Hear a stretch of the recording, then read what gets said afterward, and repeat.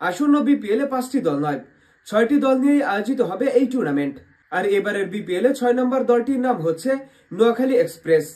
এদিকে নোয়াখালীকে যখন সুখবর দিয়েছে বিপিএল গভর্নিং কাউন্সিল, তখন থেকেই তারা যেন মাঠে নেমে পড়েছে কিভাবে ভালো কিছু খেলোয়াড় কেনা যায়। আর এই তালিকায় সবার প্রথমে যে নামটা রয়েছে তিনি হচ্ছে বাংলাদেশের হাবিবুর রহমান সোহান। জানা গেছে হাবিবুর রহমান সোহানকে তারা সরাসরি চুক্তি করতে যাচ্ছে। আর রাইজিং এশিয়া কাপে হাবিবুর রহমান সোহান মাত্র 35 বলে সেঞ্চুরি হাঁকিয়েছিলেন, যার সুবাদে নোয়াখালী এক্সপ্রেস এই মারকুটে ব্যাটসম্যানকে দলে নিতে চলেছে। অপরদিকে 3 জন বিদেশিকে নিয়ে গুঞ্জন রয়েছে।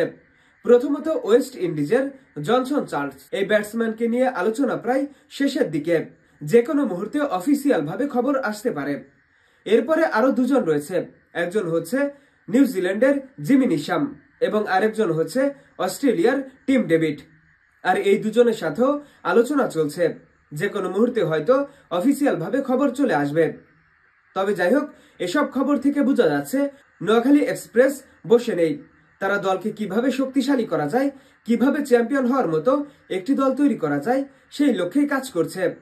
হ্যাঁ দর্শক, আপনাদের বলছি, আপনাদের কি মনে হয় নোয়াখালী এক্সপ্রেস এবারের বিপিএল এ কেমন করতে পারে?